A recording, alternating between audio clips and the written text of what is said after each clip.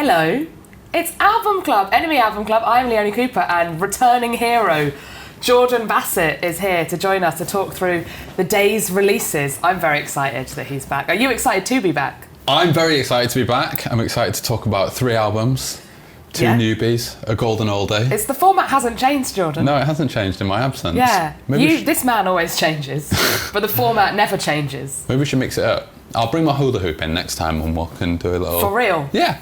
You have to now. Yeah, I will do, yeah. Check back next week.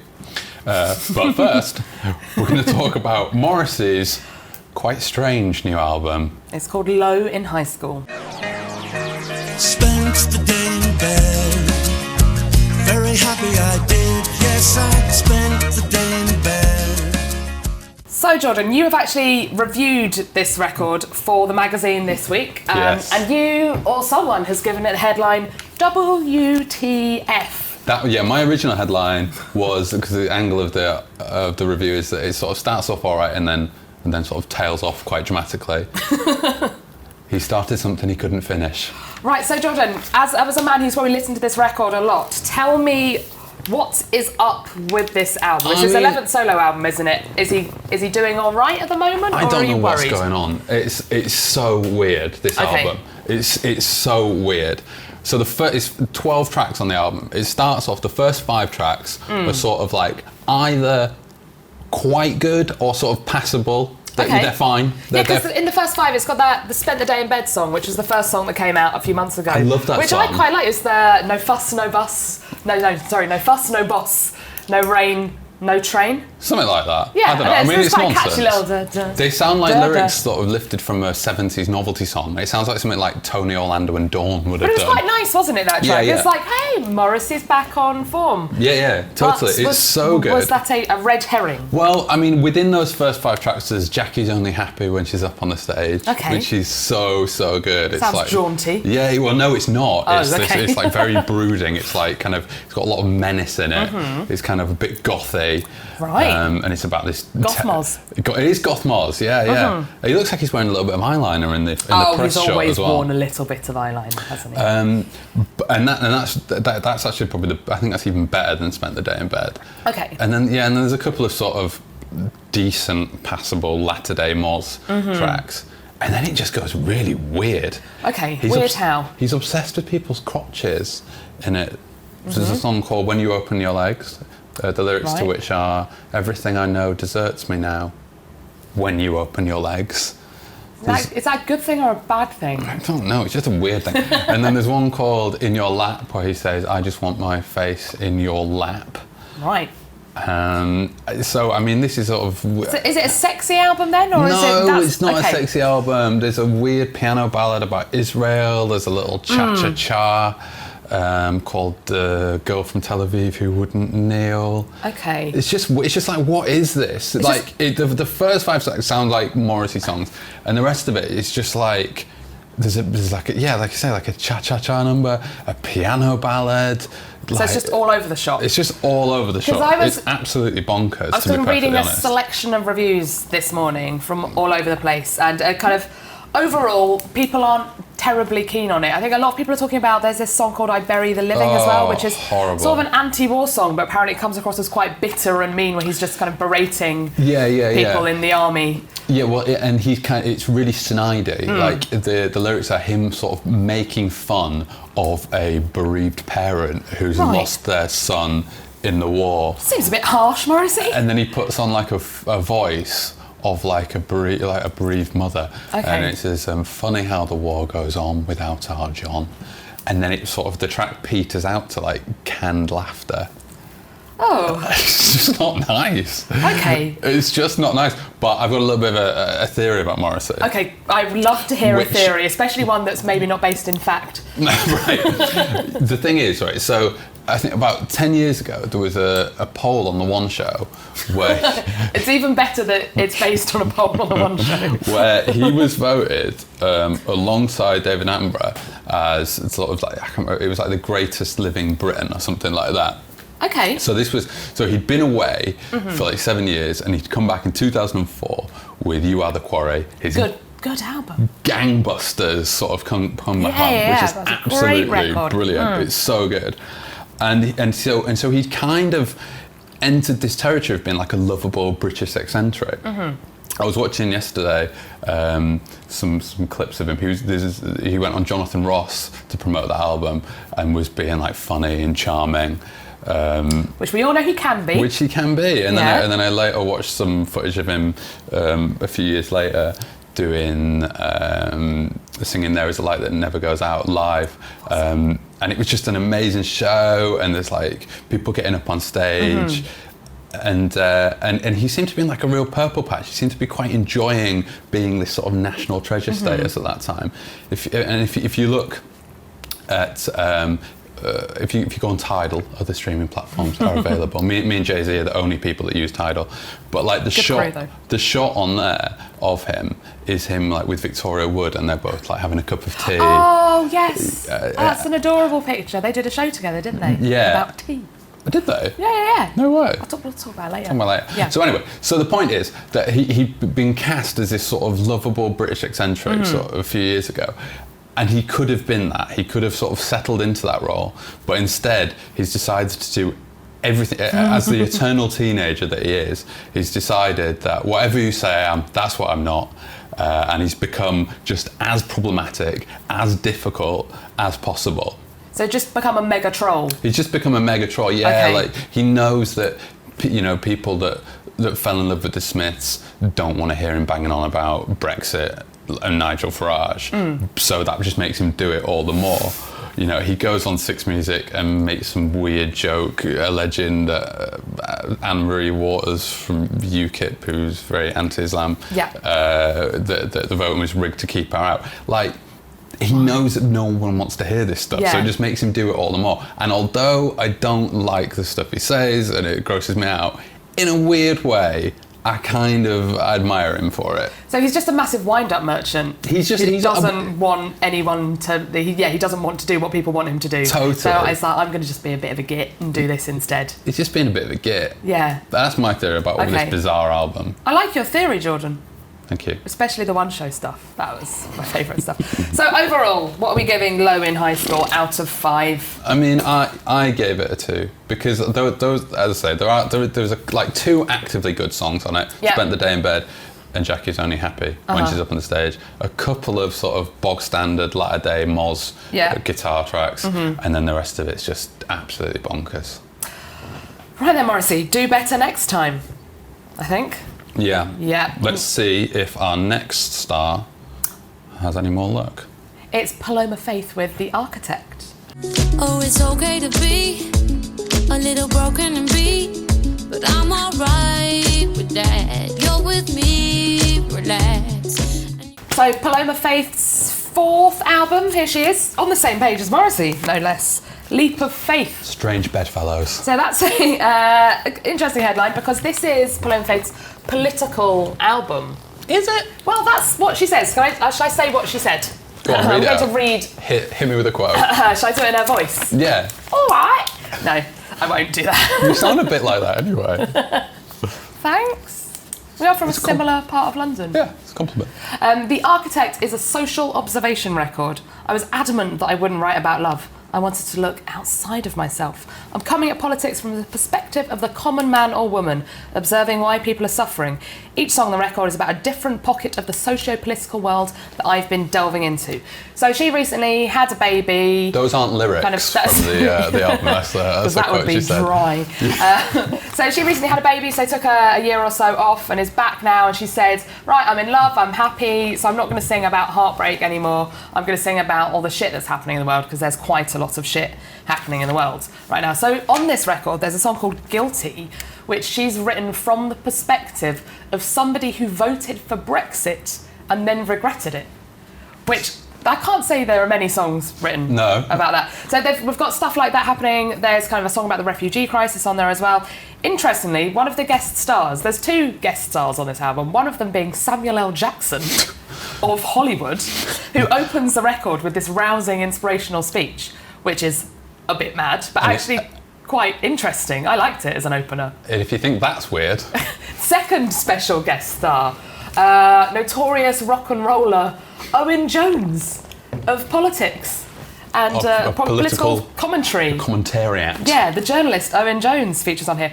And I thought that was odd, but then I looked into it and realised that he's actually opened for her on tour quite a lot as well. Really? Yeah. Imagine that as your support act. Oh my Not God. Reverend and the Makers. Oh no. Yeah, follow Owen that. Jones. So he kind of comes on and talks about society, and that track's called Politics of Hope. He sort of makes a plea for a society running in the interests of the majority. Yeah, I'm on board. Yeah, sounds good. I love a bit of Owen Jones. So that's happening there, but also... I think he's overrated. Okay, all right, interesting. Also, he does he does Facebook Lives for The Guardian as well. And he does them from his flat, and you watch him and you think, just tidy up a bit, mate. Like, you're on telly. Do you know what Look I mean? how clean our kitchen is, Jordan. Do you know what I mean? There was washing dishes, there was dirty dishes around here before. We just shoved them to the side. You can't see all the mess. Yeah, there's dried up pesto it's all over the chairs, place. Yeah. So we've got all that going on in the album, but it's also a typical Paloma Faith album. It's big songs that sound a bit like Bond themes. Well, this is it. I mean, it isn't just a typical Paloma Faith album, isn't it? I think she's tried to have a cake and eat it. Cake is yummy, though, isn't it? Yeah. Not Brexit cake, though.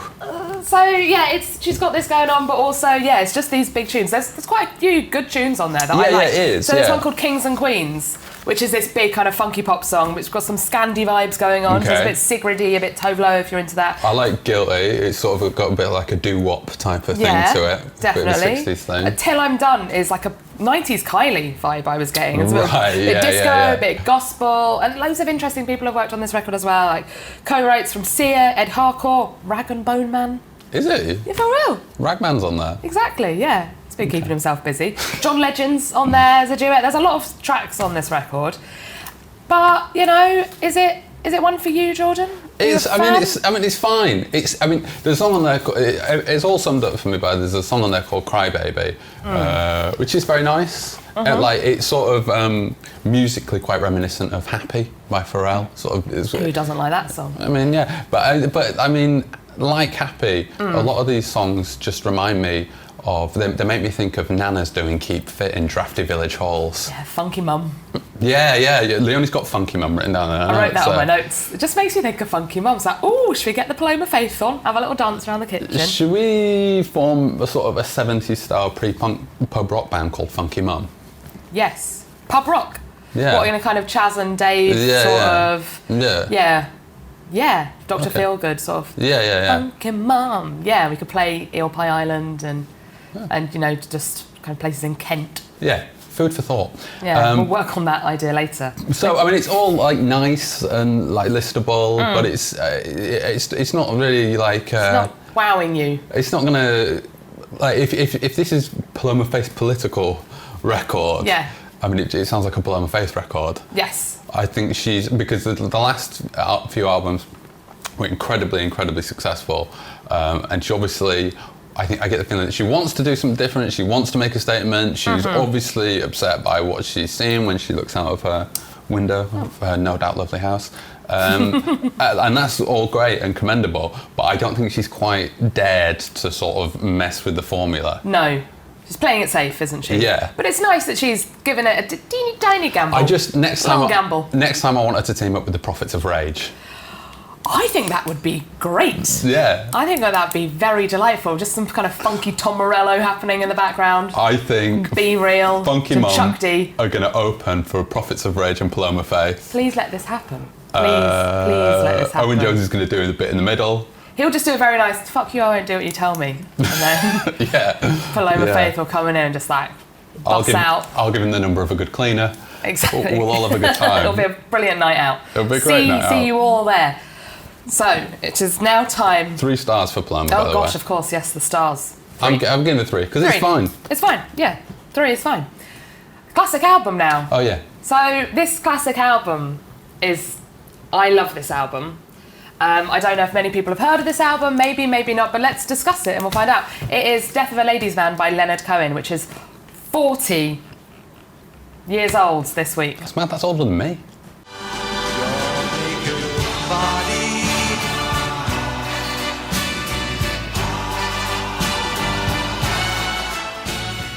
Okay, so Death of the Ladies' Man is the weird Leonard Cohen album. Yes. Came out 10 years after his debut, so he was already So the debut record came out in the mid-60s. He was already this poet, writer, wonderful, wonderful, wonderful man. He released his first album. It was all very folky and lovely and sweet and intimate and quiet. 4 more similar kind of records followed up. Then we have this, the Phil Spector produced album. So what happened was him and Phil Spector shared a lawyer. The lawyer introduced them, and they're like, let's make a record. But so Phil Spector's in a weird place in 1977. So all the girl group stuff, the Wall of Sound stuff has already happened. Everyone knows he's a slightly erratic character. Yeah. He's done some work with John Lennon, he's done some work with George Harrison, he's done albums with them, but it's kind of come out that maybe he's into guns. Let's just put it that way. So there's a lot of guns going around the studio when he's recording with John Lennon. I think he holds John Lennon up at gunpoint. And then... When did he make that weird Ramones album? This was kind of maybe a similar time, so this is a little bit later than this. It's very good, but quite late. It's weird stuff happening. I think being in the studio with Phil Spector was an odd vibe, which Leonard Cohen would soon come to find out. Right, okay. He just said there was a lot of guns, there was a lot of drugs, there was a lot of booze. Again, Leonard Cohen gets held up with a gun, like a fully loaded pistol. It's held to Leonard Cohen's throat whilst they're in the studio. Oh my God. Which is a weird vibe. It sounds like when we first started doing Albums Club.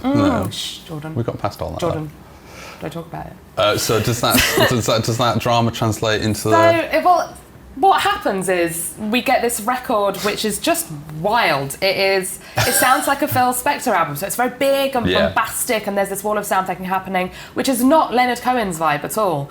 And when the reviews came out, people were shocked. Really? Appalled, possibly. So the Rolling Stone review, it was just called Leonard Cohen's Doo-Wop Nightmare. And they said of the album, too much of the record sounds like the world's most flamboyant extrovert producing and arranging the world's most fatalist introvert, which essentially it was. But Jordan, who else does that sound like? This is that quote. Sounds like the last Father John Misty album. That is pure comedy, isn't it? It just came out of left field. That just came out of nowhere. But it does though, doesn't it? The extrovert and the introvert, the kind of the duality of this, the flamboyance. But the last Father John Misty one's quite a quiet record. It's got the big kind of ballsy. It does, yeah. Comedy. Yeah, it's got the show tunes on it. So this is it does have big moments. Yeah. Right. So Death of a Ladies Man. There's only 8 tracks on it, so it's not many tracks for an album. They're all quite long. Like the title track is a good 8 minutes, 9 minutes long.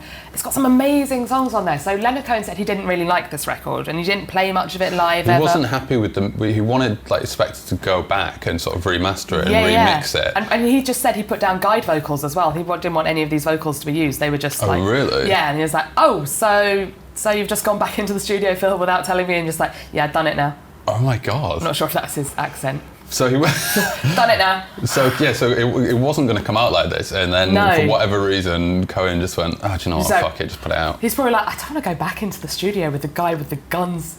Yeah. Can we just allow that, and I will go on with my stuff, because the album he released after this was very much back to that quiet, intimate, folky sounds. So he didn't dabble with this kind of bigness again until I'm Your Man in the mid-80s, which is his weird electro album. So he has a propensity for weirdness. So you're a massive Leonard Cohen fan. I'm a huge Leonard Cohen fan, and I love this album even though Leonard Cohen didn't love this album. Where does it rank for you? Yeah, I feel like it's in a separate kind of sphere. Parallel universe. Yeah, because it just doesn't... Well, they all sound like Leonard Cohen songs. Melodically, they are Leonard Cohen songs, but the way they're produced, it's very extravagant. And they've... we were talking about Morrissey sort of singing sexy things and them not being sexy. Yeah. Leonard Cohen sings sort of things that aren't sexy and makes them sexy. There's a song on this album called Don't Go Home With Your Hard On. Yeah. Which sounds like something Morrissey might say. It sort of does, actually. But it's got backing vocals like Bob Dylan and Allen Ginsberg, the beat poet, just turned up into the studio one day and they're like, can you do backing vocals on this rambunctious polka tune? And they're like, yeah. So that's that incredible song. And then there's Fingerprints, which is a kind of cowboy song, country and western tune, Hoedown. That's very much your vibe. Memories, which is the best track on here. I'm so into that one. Which is the song that Leonard Cohen would continue to play live. Oh, really? And Last Shadow Puppets covered it last year as well. Bit doo-woppy as well, isn't it? Bit doo-woppy. Again, it sounds like a show tune, and the lyrics on that are about kind of getting naked, asking someone to get naked and them saying, nah, you're all right, and being like, all right, fair enough. That's a nice message. I really want to do that one at karaoke. Yeah. It's such a good tune. It's just wild. It's a wild ride. I want to do Memories. Yeah. With Alex. With Alex Turner. Ideally. Yeah. What do you make of this record? Yeah, I mean, it is an incredibly strange record. Yeah. I like that it was made at this kind of wilderness period in Phil Spector's career. I think he did a lot of sort of weird, interesting stuff at that time. Sometimes it's a bit much for me. I do feel I'm not at Rolling Stone levels of W3F. But there are moments where I'm just a bit like, oh, okay, that's a bit much. I mean, Memories is a great song, but it's like it's a lot. If your idea of Leonard Cohen is, as you were saying, quite introspective. But the more I think of it, of this misty, pure comedy comparison, the more I'm into it, actually. Think about it. It blew my mind a bit initially, but you're right, isn't it? Yeah. What's the main, one of the main songs from that misty album, Bedding Taylor Swift, Every Night Inside the Oculus Rift, yeah. Is that Total Entertainment? Yeah. Like that is a similar kind of like big freewheeling, the orchestration, flamboyant, the kind of Yeah, so I can kind of see that actually. So I'm presuming. I like that I've made you think, Jordan. Yeah, thank you. Yeah. You blew my mind, and then I just pieced them back together and thought, she's onto something there. So how many stars are you going to give this? Oh, it's a 5. Did you meet Leonard Cohen? Yes, I met Leonard Cohen once. She's met him all. Called him Mr. Cohen. Where did you meet Leonard? In a hotel. Sounds weird, doesn't it? It's all above board. Really? All above board. Okay. Yeah. It's got to be 5, hasn't it, really? It's 100% a 5. Well, thank you for joining us. Thank you very much. Join us again, why don't you, next week? We've been Funky Mum. And you've been great. Thank you, Kent.